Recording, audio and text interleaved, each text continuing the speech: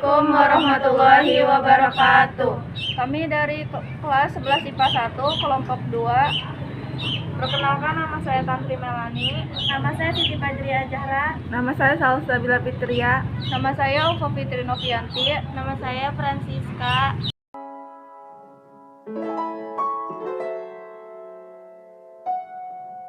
Oke, kami di sini akan membahas tentang terbentuknya demokrasi Pancasila di Indonesia.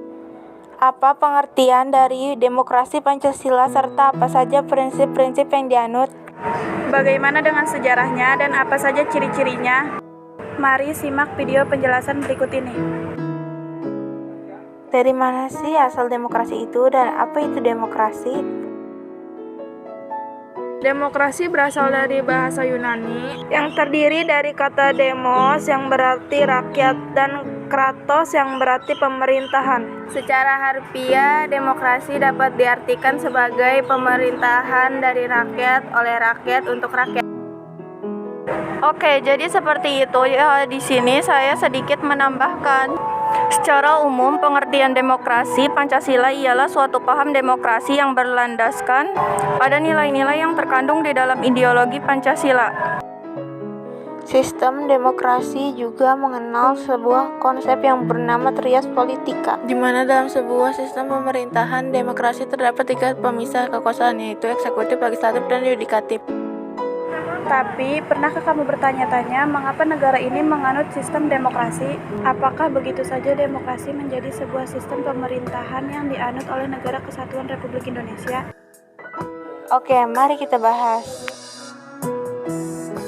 Berawal dari dilantiknya Soekarno-Hatta sebagai presiden dan wakil presiden sehari setelah kemerdekaan negara Indonesia dideklarasikan, yaitu pada tanggal 18 Agustus 1945. Pada saat itu, pemerintah Indonesia belum mengatur sistem apa yang akan dianut oleh negara Indonesia. Sistem presidensial pun dipilih oleh Soekarno-Hatta sebagai sistem yang akan dijalankan pada masa awal kemerdekaan. Sistem yang digunakan tersebut berpusat kepada presiden dan wakil presiden, sehingga pada saat itu rakyat Indonesia mempercayakan segalanya kepada Soekarno-Hatta. Dalam menjalankan tugasnya, mereka didampingi oleh Komite Nasional Indonesia Pusat dan membentuk kabinet presidensial. Dengan dijalankannya sistem presidensial, timbul kekhawatiran bahwa akan adanya absolutisme dari pemerintah. Untuk itu, demi menghindari absolutisme atau kekuatan dari satu pihak, pemerintah Indonesia mengeluarkan 3 maklumat. Pertama, Maklumat Wakil Presiden nomor 10 tanggal 16 Oktober 1945 yang berisikan perubahan KNIP menjadi lembaga legislatif. Kedua, Maklumat Pemerintah tanggal 3 November 1945 tentang pembentukan partai-partai politik. Ketiga, Maklumat Pemerintah tanggal 14 November 1945 tentang perubahan sistem pemerintah dari sistem presidensial ke sistem parlementer.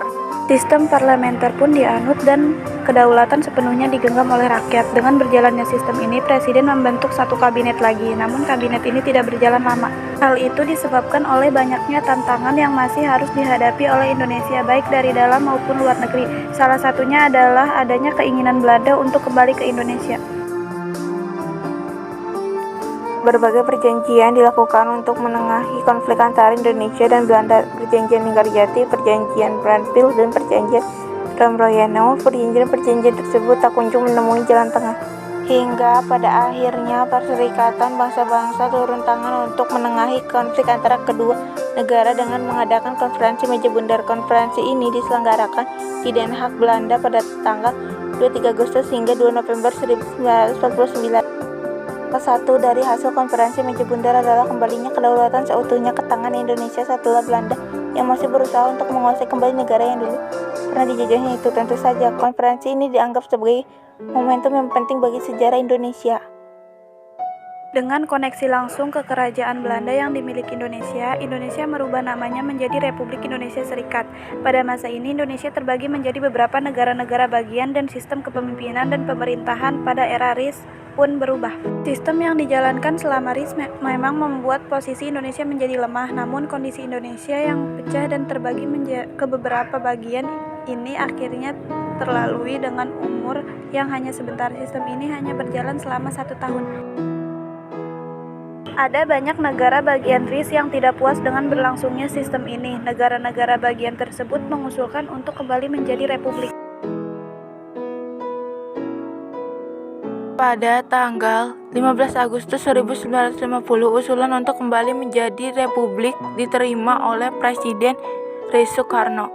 Lalu, pada tanggal 17 Agustus 1950, dengan ditandatanganinya UUD Sementara Republik Indonesia UUDS 1950 sebagai pengganti UUD RIS, sistem republik pun kembali dijalankan oleh Indonesia.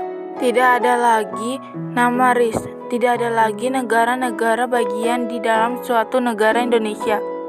Sampailah kita ke sistem demokrasi. Dengan dibubarkannya RIS, sejak tahun 1950 Indonesia sudah menganut sistem demokrasi. Namun demokrasi yang dianut Indonesia pertama kali adalah demokrasi liberal. Berjalannya sistem demokrasi ini menemui berbagai penyesuaian.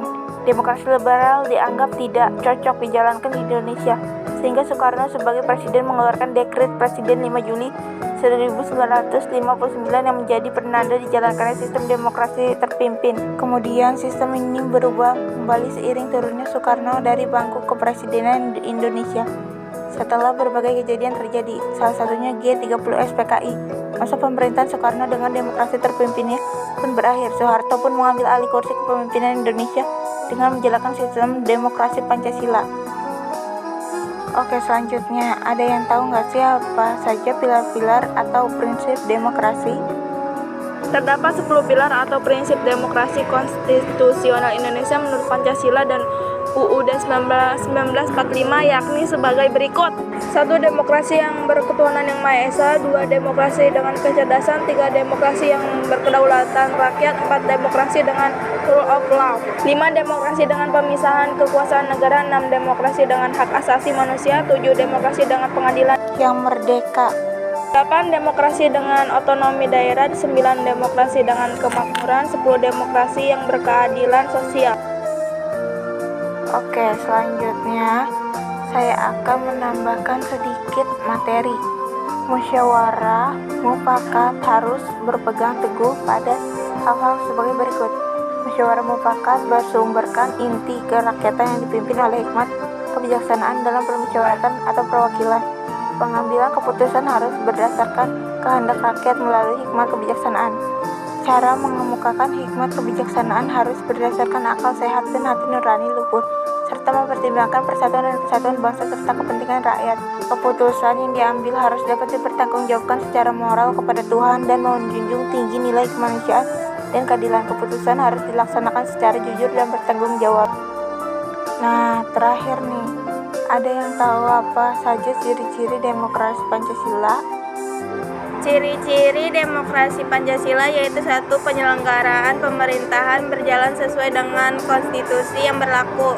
2. Dilakukan kegiatan pemilihan umum pemilu secara berkesinambungan. 3. Menjunjung tinggi hak asasi manusia dan melindungi hak masyarakat minoritas. 4. Proses demokrasi dapat menjadi ajang kompetisi berbagai ide dan cara menyelesaikan masalah. 5. Ide-ide yang paling baik bagi Indonesia akan diterima bukan berdasarkan suara terbanyak. Oke, itu saja yang dapat kami sampaikan, kurang lebihnya mohon maaf. Wassalamualaikum warahmatullahi wabarakatuh.